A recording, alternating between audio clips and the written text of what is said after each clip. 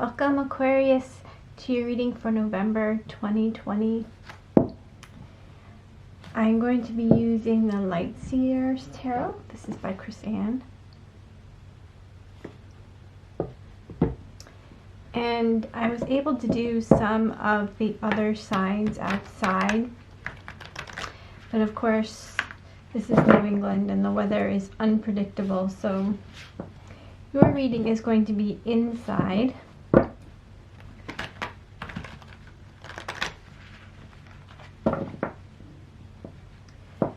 But I'm still by the water and I'm sending you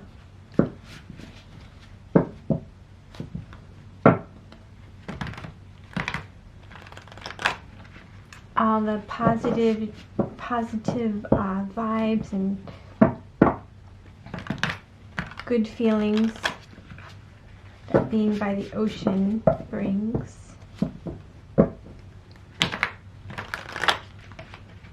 Let's get into your reading for Aquarius for November 2020.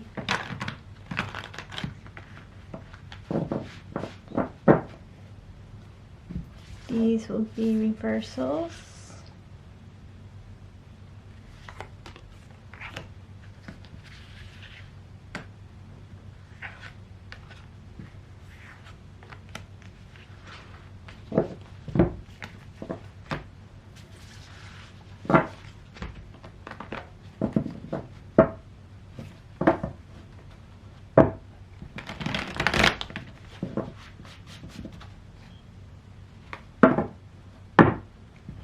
What messages can we bring Aquarius that it's their highest good for November 2020? Helpful insights for Aquarius.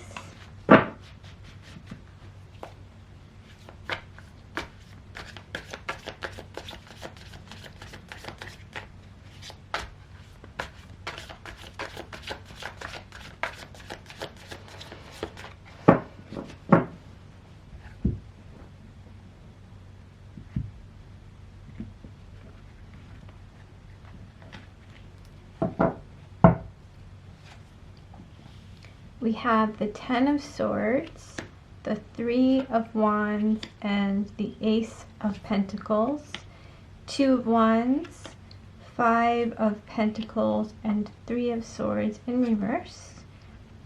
The Moon, the Nine of Swords, and Justice. Then we have the Lovers at the bottom.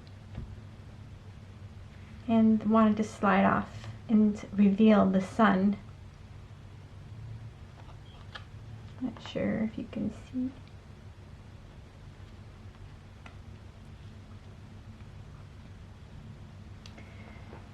So we do have the Nine of Swords, Five of Pentacles, and Ten of Swords. But at the same time, we have the Ace of Pentacles. And for me, this is one of the most positive cards in the deck. Because it's something solid, it's something material, it's something we can see and feel and touch and know that it's real. It's not in the ethereal, it's something we can hold in our hands. This could be money, it could be...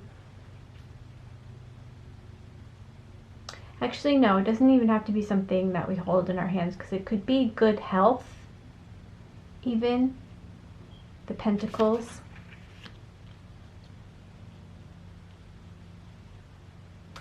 But often it is something that we can really grasp onto.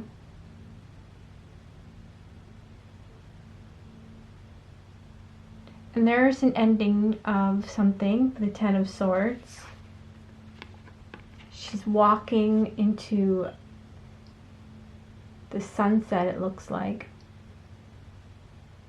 It's like summer is over and there are these crows, even though I think they're crows in the illustration, but here they're reading as migrating Greece. Hey, maybe you're going to Greece, I don't know. Maybe that has something to do with it. Migrating geese. It's like summer is over which it definitely is. It's November. Winter is setting in, and maybe we're seeing how we want to spend our winter here. And it's interesting because we do have the Three of Wands, and she has a surfboard, which also speaks of summer, and Three of Wands is looking out into the future as well. This could be something that you've been planning for a while, and now it is time. There is an ending to something, but it seems like there is a place maybe that you went to this summer, or there where you spent time in your summers, that maybe you're going to be spending your winter there.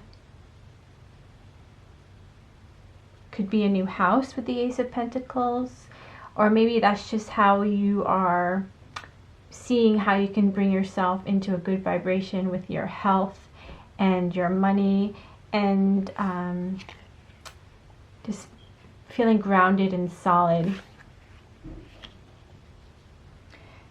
And with this ending, there could be some sadness, of course. The Five of Pentacles. It's not surprising with the Ten of Swords that the Five of Pentacles often shows up as well, just because we could be feeling left out in the cold, or just that there has been a sense of loss here with the ending, even though I feel it is a very positive. These Three of Wands and the Ace of Pentacles into our future, very positive beginnings here, solid. But with Five of Pentacles and Three of Swords in reverse, yeah, we're recovering from some sense of loss. Maybe this is going to provide us with sort of a safe haven here with the Two of Wands, and perspective on what it is that we've experienced. The Moon and the Nine of Swords, uncertainty about our future, keeping us up at night. The Moon.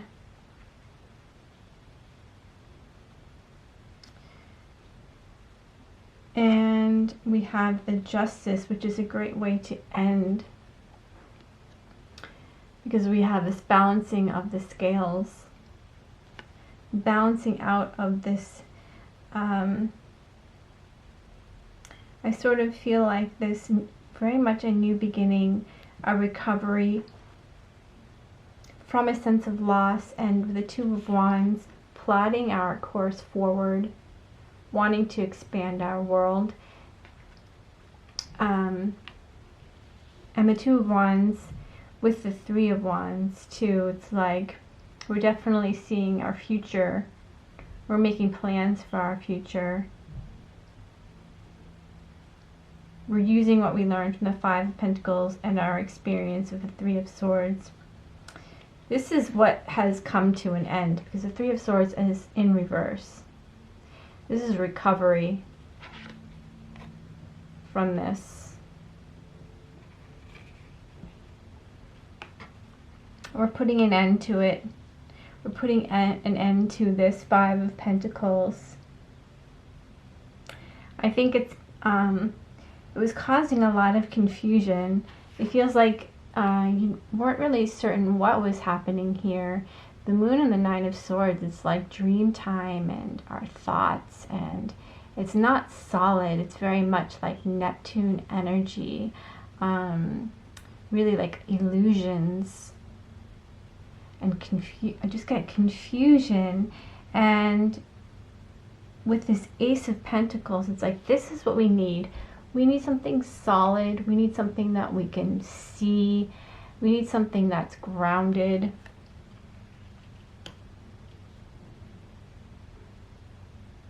And the Ten of Swords as well, thoughts, anxieties, fears, and really, that's really making us feel, putting us in a very much a low vibration. with the Five of Pentacles and Three of Swords in reverse. But it's like we're rounding the corner on that and we're coming out of it. We're balancing ourselves out here with the Justice. Maybe this was some karmic cycle that played out.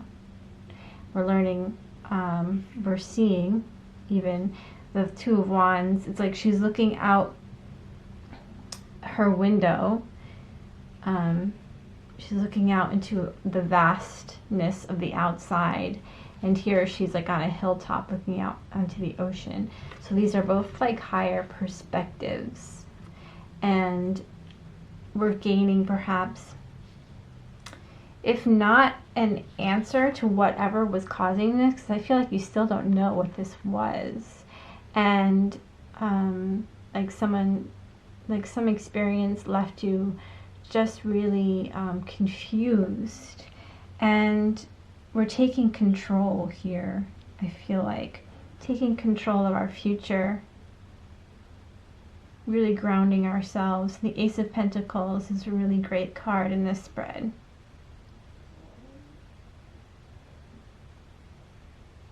And with the Lovers and the Sun, and I can't help but take the Fool as well. We're going to the edge here. We're willing to take a risk. We're willing to, with the Lovers, for me it's just making a choice to move on a life path that really fulfills us, really brings us to this space of joy and clarity. It feels like this is like transparency. This is very innocent. This is real. This is something warm. This is like the antidote to this. This is where we're going. And maybe, you know, life is full of contrasts, and maybe in order to really experience and appreciate where we're going, to get us to move to this space of taking a risk here and going to the edge, we had to experience the opposite of that. So we know what we don't want, so that we know what we do want. We know how we want to balance. It's like the contrast. We're balancing out here. I'm going to pull a Wild Kuan Yin Oracle for you. This is by Alana Fairchild.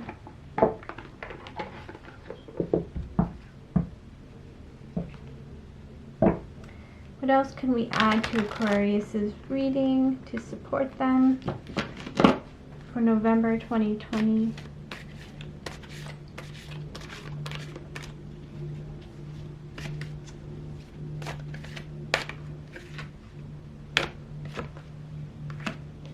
Sacred Falcon shows the way. Number 17.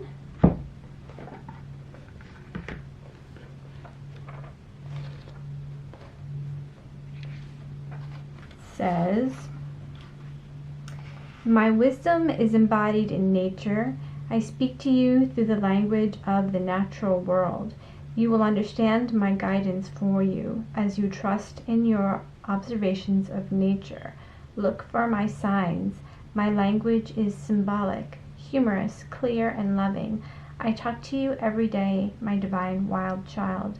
Within you are the wild instincts and loving intuitions that can recognize my signs, the presence of my guiding hand. I am speaking to you. Believe. The Divine Mother has many ways of communicating. We can be most receptive to her helpful guidance when we are open without expectation as to how she shall communicate or what she shall tell us. We must be willing to trust our hearts when we feel moved, even if our logical mind has doubts. Your heart just knows when you have received a sign from the Divine Mother. It could be the most ordinary occurrence, a simple remark made by another, a song on the radio, the sudden appearance of an animal. Yet underneath this apparent ordinariness, there is a sense of the numinous, a magic that catches your breath before your mind steps in to discount it as fanciful. You sense and feel something profound beneath the appearance of the everyday, or perhaps your sign is more dramatic, an accident that seems like a warning, or a synchronicity too vivid or compelling to ignore. What shows a sign to be a communication from the divine rather than any other mundane happening is the feeling that accompanies it. It captures your attention, and you sense there is meaning for you, even if you are not sure immediately what that meaning could be. When the oracle of the sacred falcon shows the way comes to you, you are being told to trust the signs. Trust what your heart tells you, what you feel over and above any apparent logic. Trust where you are being led and what you feel the divine is communicating to you through the happenings in the natural world.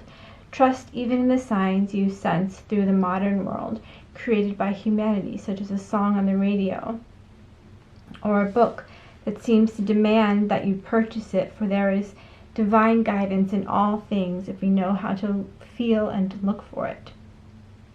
This oracle of the sacred falcon shows the way also comes with a special message. Even in the most unlikely circumstances, a way can be found. It will not necessarily be a consciously understood way. You can allow the instincts of your own nature to help you find what you seek. Instinct is not intellectual deduction justified by logic. Instinct is more like intuition in that it comes from deep within the body. Where intuition comes from the heart, instinct arises from the body's knowing and expresses itself through your bones, a gut feeling from deep in the belly, or a sense of smell that alerts you to something or someone not being quite right. Instinct is your body's version of intuition and is natural and helpful. That's really interesting. I want to pause there. This message is really long. I'm not going to read the whole thing. But I'm really feeling with this Ace of Pentacles, this beginning, this, what I was saying before, it's something like in your body. It's something that you really can feel. This is your intuition showing you this new beginning, showing you how you can really plant roots here and start. And it seems, I think, this confusion here that you're experiencing, it could be your mind wanting to make sense of what your intuition is telling you to do, and it could make no sense at all. This is the moon, and you have to trust the signs that you're receiving, trust your intuition here. And even with what it was saying with the natural world, and I was saying in the beginning that that these crows reminded me of geese flying, migrating for the winter, even though that's not what I think this illustration is supposed to be depicting. But you know, that's always a sign for me